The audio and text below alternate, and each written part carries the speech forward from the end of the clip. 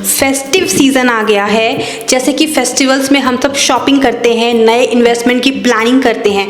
तो अभी इस फेस्टिवल में एक नया फंड लॉन्च हुआ है जिसका नाम है Jio BlackRock flexi cap fund. अब सबके दिमाग में कुछ सवाल घूम रहे हैं, क्या ये जियो और ब्लैक रॉक का पावरफुल कॉम्बिनेशन, क्या ये आपके पैसों के लिए क्या एक गेम चेंजर बन सकता है? क्या ये अलादीन का पावर यूज करके आपके पैसे को एक अच्छा वेल्थ में बदल सकता है? क्या एनएफओ में इन्वेस्ट करना चाहिए या फिर एनएफओ बहुत ही रिस्की होता है? और क्या आपको इस Jio BlackRock flexi cap fund को अपने पोर्टफोलियो में जगह देना चाहिए या नहीं देना चाहिए? तो इस वीडियो में हम आपके सारे डाउट्स को क्लियर करेंगे। हम देखेंगे कि ये Jio BlackRock flexi cap fund का स्ट्रैटेजी क्या है, इसका पोर्टफोलियो बनाने का क्या प्रोसेस है। जैसे कि ये कहता है यहाँ पे ह्यूमन ब्रेन और एआई का इस्तेमाल किया जाता है, मतलब एआई का पावर और ह्यूमन के ब्रेन का पावर दोनों का यूज़ करके एक बहुत ही तगड़ा गेम चेंजर पोर्टफोलियो बनाने वाला है जो अभी तक मार्केट में एग्जिस्ट नहीं करता। तो हम इस वीडियो में पूरा देखेंगे और समझेंगे कि हमें इस फंड में इन्वेस्ट करना चाहिए या नहीं करना चाहिए, और अगर करना चाहिए तो कैसे लोगों को इन्वेस्ट करना चाहिए और कब तक इन्वेस्ट करना चाहिए। तो चलिए बिना टाइम वेस्ट किए हम वीडियो को शुरू करते हैं। ये वीडियो सिर्फ एजुकेशनल और इन्फॉर्मेशनल पर्पस के लिए है, आप इसे फाइनेंशियल एडवाइस के तौर पे मत लीजिएगा।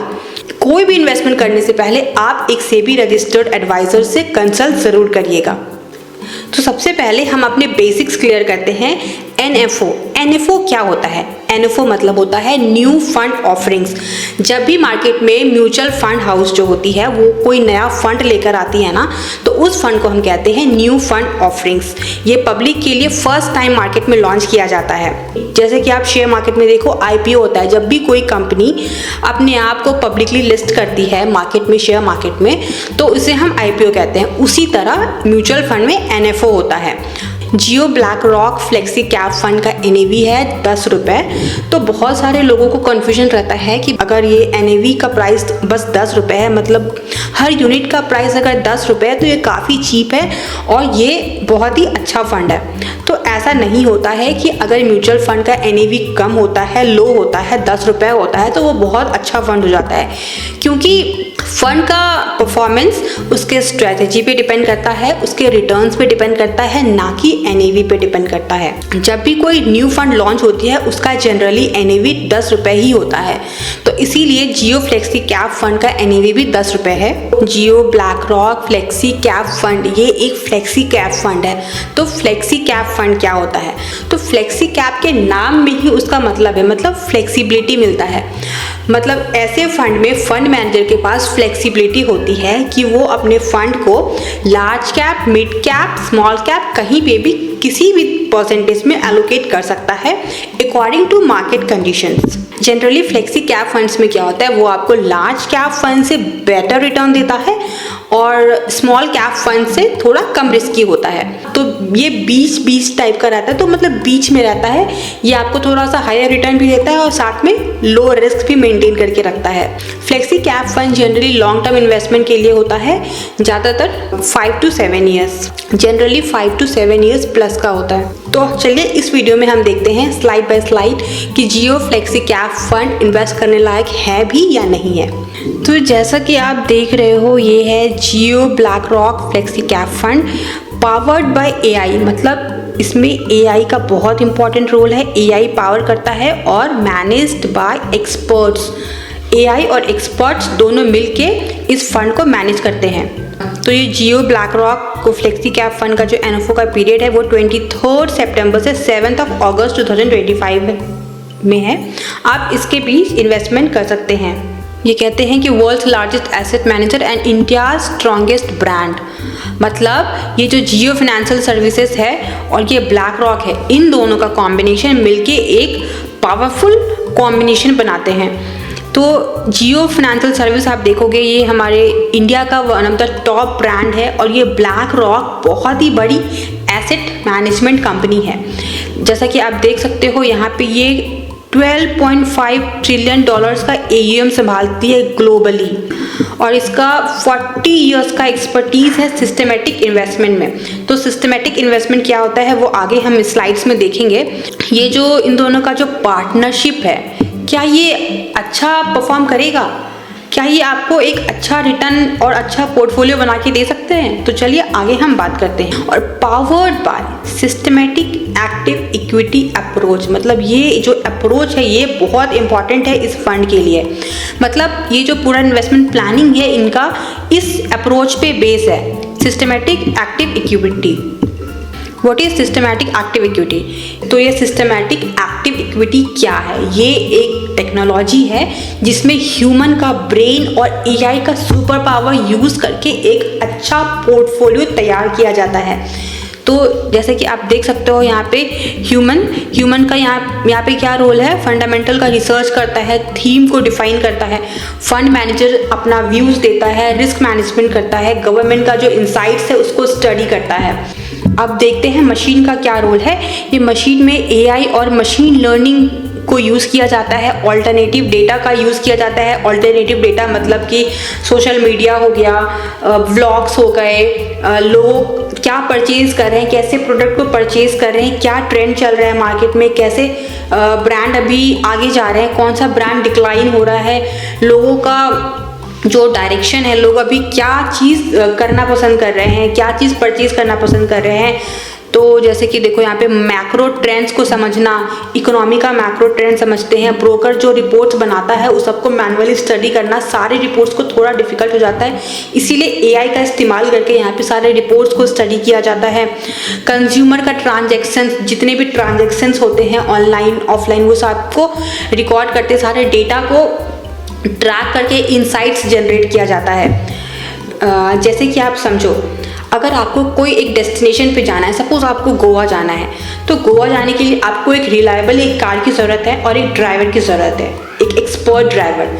तो एक्सपर्ट ड्राइवर यहाँ पे फंड मैनेजर हो गए जो कि एक्सपर्ट होते हैं। साथ में अगर आपको जीपीएस मिल गया, गूगल का जो मैप है वो मिल गया, और भी अलग अलग जो टेक्नोलॉजी अगर वो उस चीज़ का इस्तेमाल हम कर लेते हैं, तो इससे क्या होता है, कहाँ पे ज़्यादा ट्रैफिक है, कहाँ पे आपको शॉर्टेस्ट रूट मिलेगा, कहाँ पे आपको गड्ढे मिलेंगे, कहाँ पे आपको मतलब रोड सही नहीं है, वो सब आपको बताते हैं। तो जब आपको ये डेटा मिल जाता है, जब आपको मशीन्स और ये एआई आपको हेल्प आउट करते हैं कहीं पहुंचने में, और प्लस ड्राइवर का एक्सपीरियंस भी होता है, तो आप कहीं पे भी बहुत सेफली और बहुत कम टाइम में और बहुत ही एफिशिएंटली पहुंच जाते हो।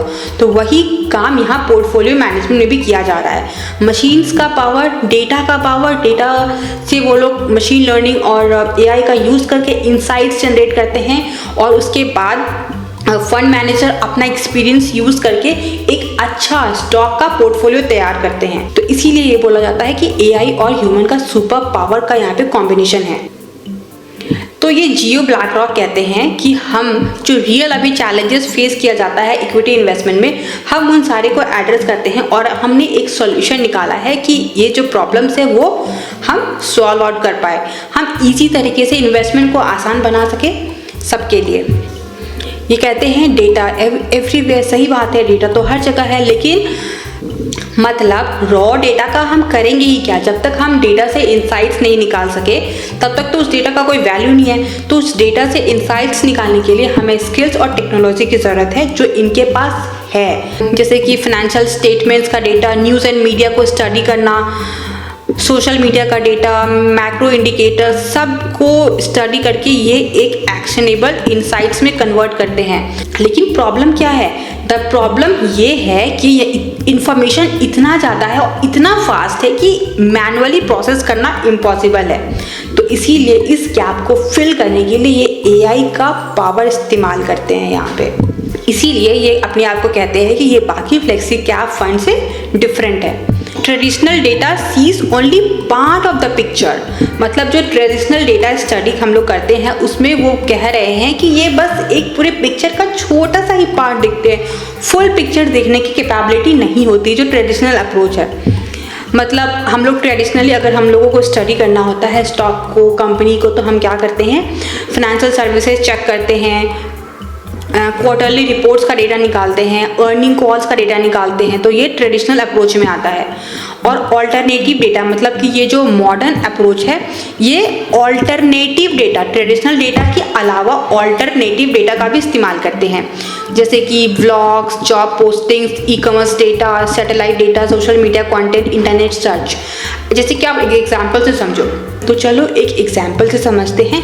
डेटा के हिसाब से अभी ये हमें दिख रहा है कि बहुत सारे लोग ईवी स्कूटर का सर्च मार रहे हैं, मतलब लोगों को बहुत इंटरेस्ट आ रहा है। तो ये मशीन लर्निंग और एआई का यूज़ करके हमने ये डेटा निकाल लिया है कि लोगों को ईवी में इंटरेस्ट आ रहा है, तो ईवी सेक्टर में बहुत अच्छा अपॉर्चुनिटी दिख रहा है। तो इस एआई का काम ये हो गया। अब फंड मैनेजर क्या करेंगे, ईवी की कौन सी कंपनी अच्छी है, कौन सा स्टॉक्स बेहतर है, कौन से कंपनी का मैनेजमेंट अच्छा है, गवर्नेंस अच्छा है, कोई रेड फ्लैग नहीं है, वो सब एनालाइज करते हैं ये फंड मैनेजर। तो यहाँ पे ये गैप फिल हो जा रहा है। ट्रेडिशनल अप्रोच में क्या था कि वो ऑल्टरनेटिव डेटा का इस्तेमाल नहीं करते थे, लेकिन ये मॉडर्न अप्रोच में ऑल्टरनेटिव डेटा का इस्तेमाल किया जाता है, कि जो एक बहुत इंपॉर्टेंट है। हमें लगता है कि ये जो ऑल्टरनेटिव डेटा है, internet search, vlog, social media, ये सब उतना इंपॉर्टेंट नहीं है, बट इन सब के डेटा से हमें समझ में आता है कि अभी लोगों का सेंटिमेंट किस तरफ है, लोग अभी क्या जानना चाह रहे हैं, लोग क्या चीज़ खरीदना चाह रहे हैं, किस चीज़ का कंपनी का डिमांड बढ़ने वाला है, किस प्रोडक्ट का डिमांड बढ़ने वाला है और किसका डिमांड ख़त्म होने वाला है। तो ये गैप जियो ब्लैक रॉक मिलके फिनिश कर रहा है, मतलब गैप फिल कर रहा है। अब क्या है, मोर अपॉर्चुनिटीज़ एंड लेस कवरेज। मतलब स्टॉक मार्केट में अपॉर्चुनिटीज़ बहुत है, इंडियन स्टॉक मार्केट्स में इतने सारे अपॉर्चुनिटीज़ है, लेकिन कवरेज बहुत कम है। तो देखिए ये रिपोर्ट क्या कहता है, average daily turnover of listed companies. इस रिपोर्ट में आप देख सकते हो जनवरी 14 और ये जनवरी 25, मतलब लगभग 10 साल का ड्यूरेशन है। इस 10 साल में नंबर ऑफ स्टॉक्स जो है कैसे तेज़ी से बढ़ा है, मतलब 50 लाख जिस कंपनी का टर्नओवर है इसने भी बहुत तेज़ी से ग्रोथ किया है। और 1 करोड़ और 1.5 करोड़, देखो ये ब्लू वाला 1.5 करोड़ का है और ये येलो वाला 1 करोड़ का है। इसके कंपैरेटिवली 50 लाख वाली कंपनी के कंपैरेटिवली ये 1 करोड़ एंड 1.5 करोड़ का जो डेली टर्नओवर जनरेट करते हैं, इस कंपनी में बहुत तेज़ी से ग्रोथ हुआ है। तो जितना कंपनी इंक्रीज हुआ है उतना कवरेज हमें नहीं मिल रहा है। मतलब कंपनी तो बहुत सारी आ गई, इतने सारे आईपीओज आ रहे हैं, बहुत सारी कंपनीज लिस्ट हो रही है, लेकिन मैनुअली इतने सारे कंपनीज को एनालाइज करना, समझना, मतलब वो चीज़ इम्प्रूव नहीं हुआ है। कंपनीज तो बढ़ गई, लेकिन कंपनी की जो स्टॉक्स की जो एनालिसिस है उसकी नंबर्स नहीं बढ़ी। आप ये वाला देख सकते हो, number of stocks in Nifty 500 under analyst coverage. 2005 से रिपोर्ट है 2025 तक, ये 20 ईयर्स का है रिपोर्ट। आप देखोगे यहाँ पे तो इंक्रीज हुआ है, मतलब स्टीप इंक्रीज हुआ है, लेकिन उसके बाद जो कवरेज है बहुत स्लो, मतलब बहुत नॉर्मल रहा है, कोई वैसा शार्प इंक्रीज नहीं हुआ है। इसका मतलब जो एनालिस्ट स्टॉक्स को कवर करते हैं, एनालिसिस करते हैं, उसका जो नंबर्स है वो इम्प्रूव नहीं हुआ है, वो नहीं बढ़ा। मतलब बहुत सारे ऐसे स्टॉक्स हैं जिसमें अपॉर्चुनिटी है, लेकिन एनालिस्ट उसे कवर अप नहीं कर रहे हैं, उसको नहीं देख रहे हैं। तो इससे क्या होता है, बहुत अपॉर्चुनिटी वाले स्टॉक्स और कंपनी जो होती है वो मिस आउट हो जाती है। तो जियो ब्लैक रॉक मिलकर यही कर रहा है कि वो AI का इस्तेमाल कर रहा है, क्योंकि मैनुअली इतना रिसर्च करना तो इम्पॉसिबल है, ह्यूमंस के लिए इम्पॉसिबल है, क्योंकि इंडियन स्टॉक मार्केट में 1000 से भी ज़्यादा कंपनीज है। तो मैनुअली सारी कंपनीज को स्टडी करना इम्पॉसिबल लग रहा है, इसलिए AI का इस्तेमाल करके ये वैसे कंपनीज को भी देखेंगे जो अभी तक बहुत इग्नोर्ड है। Why Jio BlackRock flexi cap fund. Flexi cap fund तो मार्केट में बहुत है, बहुत सारे ने अच्छा रिटर्न भी दिया है, लेकिन Jio BlackRock flexi cap fund ये अपने अलग अलग तरीके से बता रहे हैं कि आप हमारा फंड क्यों चूज़ करो, हम इम्पॉर्टेंट क्यों हैं, हम अच्छा आपको रिटर्न क्यों दे सकते हैं, ये अपना रीजन बता रहे हैं। तो पहला रीज़न है investment expertise enhanced bye technology. मतलब ये human insights and power of technology जैसे कि AI, मशीन लर्निंग का यूज़ करके आपको एक बहुत ही बढ़िया इन्वेस्टमेंट दे सकते हैं। मतलब इनके पास एबिलिटी है कि ये 1000 प्लस इंडियन स्टॉक्स को अलग अलग जिनका मार्केट कैपिटलाइजेशन है वो सबको स्टडी कर सकते हैं। तो अब ये कह रहे हैं कि why flexi cap fund now, अभी ही क्यों फ्लेक्सी कैप फंड को हम क्यों चूज करें? क्योंकि देखो फ्लेक्सी कैप फंड के पास ये अपॉर्चुनिटी होता है, मतलब ये एबिलिटी होता है कि वो सारे टाइप का हर तरीके का मार्केट कैपिटलाइजेशन वाले स्टॉक चूज कर सकते हैं। लार्ज कैप चूज कर सकते हैं, स्मॉल कैप चूज कर सकते हैं, मिड कैप चूज कर सकते हैं। तो इससे क्या होता है कि उनको अलग अलग सेगमेंट, अलग अलग सेक्टर, अलग अलग स्टॉक, मतलब डिफरेंट वैरायटी ऑफ स्टॉक्स में वो उनको इस इन्वेस्टमेंट करने का अपॉर्चुनिटी मिलता है, एक ब्रॉडर मार्केट को कवर अप कर सकते हैं।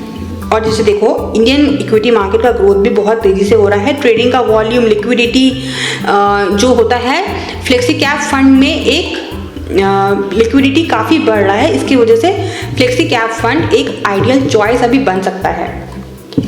और तीसरा पॉइंट ये बता रहे हैं कि डिलीवर्ड एट ए रिलेटिवली लो प्राइस, मतलब ये जो आपको फंड ऑफर कर रहे हैं, मतलब कि टेक्नोलॉजी भी दे रहे हैं, ह्यूमन का एक्सपर्टीज़ है, फंड मैनेजर का एक्सपर्टीज़ है, ये सब कुछ दे रहे हैं, वो भी एकदम नॉमिनल प्राइस में, और कोई एग्जिट लोड नहीं है। मतलब अगर आप अपने पैसे को विड्रॉ करते हो तो उसमें कोई आपको एग्जिट लोड नहीं देना पड़ेगा। अब ये जो कह रहे हैं कि we will leverage Aladdin BlackRock's technology platform that unifies the end-to-end investment management process. बोल रहे हैं कि हम अलादीन का पावर यूज़ करेंगे। मतलब अलादीन का पावर होता क्या है, कोई सुपर पावर है? तो देखते हैं कि ये क्या है भाई अलादीन का पावर।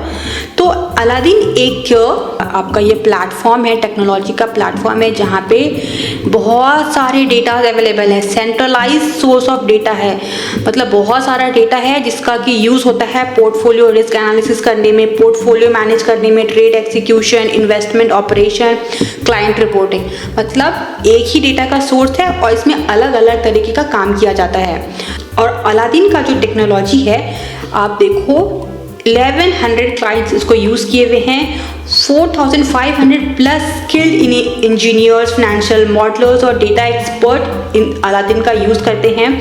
और जो रिस्क फैक्टर इससे होता है और 5000 प्लस जो रिस्क फैक्टर्स प्रोड्यूस होता है वो अलादीन उसे मॉनिटर करता है। तो इस वजह से अलादीन एक सुपर पावर बन जाता है। तो ये देखो अब स्टॉक का सिलेक्शन कैसे होता है, पूरा पोर्टफोलियो बनने में जो प्रोसेस यूज़ होता है वो कैसे होता है। फ्रॉम यूनिवर्स टू पोर्टफोलियो, मतलब यूनिवर्स में जितने स्टॉक्स अवेलेबल है वो सब यूज़ करके एक पोर्टफोलियो तैयार करते हैं। तो यूनिवर्स का डेफिनेशन, मतलब यूनिवर्स किस चीज़ को बोल रहे हैं, मतलब 1000 stocks with standardised data input. जितने भी स्टॉक्स अवेलेबल हैं, मतलब 1000 से प्लस स्टॉक्स अवेलेबल हैं, वो सारे स्टॉक्स को वो देखता है, एनालाइज करता है, उसके बाद उससे काट छाट के वो रिड्यूस करता है उसको 750 स्टॉक्स में। किसके बेसिस पे? लिक्विडिटी, टर्नओवर और एक्सिक्यूशन फिजिबिलिटी के बेसिस पे। तो वैसे 750 स्टॉक्स को वो सेलेक्ट करता है जिसका लिक्विडिटी अच्छा है, जिसे एक्सिक्यूट करने में, खरीदने में, बेचने में बहुत आसानी होता है और जिसका टर्नओवर भी काफ़ी अच्छा है। तो वैसे 750 स्टॉक्स का सिलेक्शन कर लिया जाता है। उसके बाद क्या होता है, निफ्टी 500 TRI लेंस जो इसका बेंचमार्क है, इस मतलब निफ्टी का जो टॉप 500 है इसे यूज़ करके वो टॉप 500 स्टॉक्स का सिलेक्शन करता है। उसके बाद SAE मतलब सिस्टमेटिक एक्टिव इक्विटी का जो प्रोसेस है, अप्रोच है ये, और AI का हेल्प यूज़ करके वो सारे स्टॉक्स को एक स्कोर देता है, स्कोर एलोकेट करता है। उसके बाद कॉर्पोरेट गवर्नेंस का फिल्टर होता है, मतलब जहाँ पे कॉर्पोरेट गवर्नेंस अच्छा नहीं है वैसे स्टॉक्स को वो फ्लैग मतलब एलिमिनेट कर देता है। ये यहाँ से हो गया, ये सारा काम जो है मशीन करता है, AI करता है, बिग डेटा सारा यूज़ करके मशीन से ये सब काम किया जाता है। उसके बाद क्या होता है, उसके बाद आता है फंड मैनेजर का काम। अब फंड मैनेजर अपना इनपुट देता है, फंड मैनेजर अपना इंसाइट्स देता है, अपने एक्सपीरियंस का यूज़ करता है। क्या करता है, एक्सपीरियंस यूज़ करता है, प्लस ट्रांजैक्शन कॉस्ट, मतलब जब स्टॉक्स का परचेसिंग होता है तो वो ह्यूज नंबर पे होता है, तो उसमें जो ट्रांजैक्शन कॉस्ट होता है वो देखा जाता है।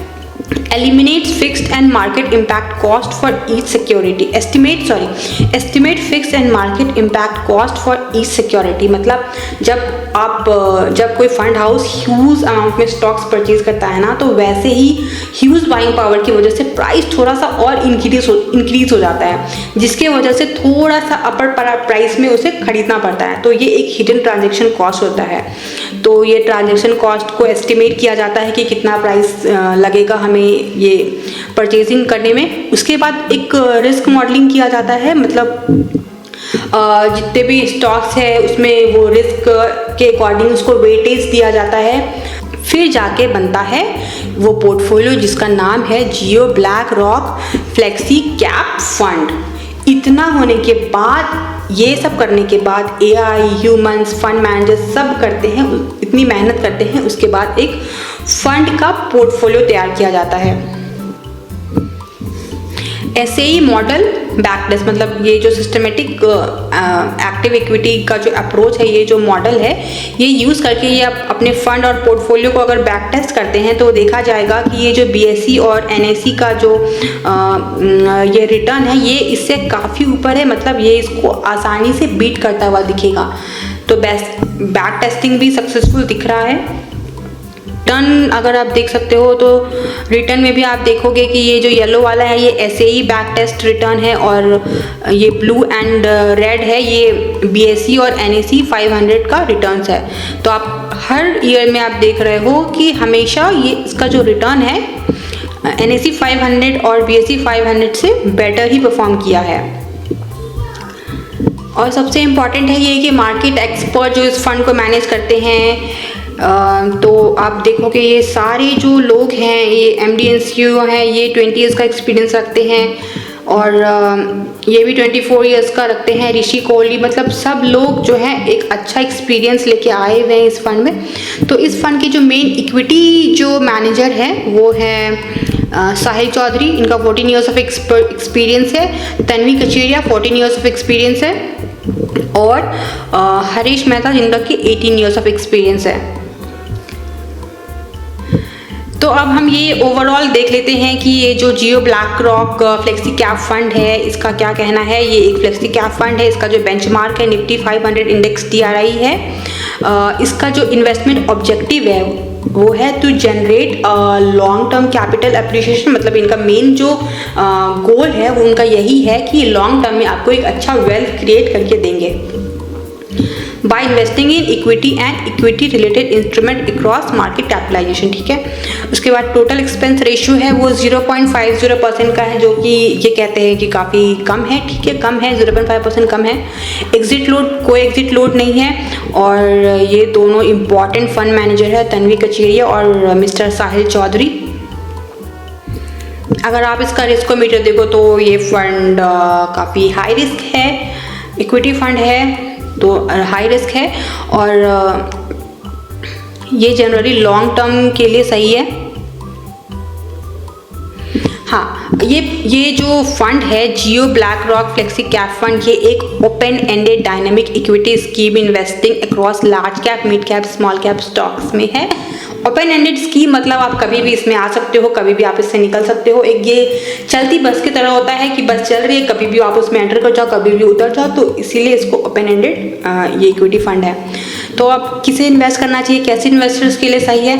वैसे इन्वेस्टर्स के लिए सही है जो लॉन्ग टर्म कैपिटल एप्रिसिएशन जिनको चाहिए, मतलब लॉन्ग टर्म इन्वेस्टमेंट करना है, लॉन्ग टर्म में वेल्थ क्रिएट करना है, तो ये वैसे लोगों के लिए, शॉर्ट टर्म के लिए नहीं है।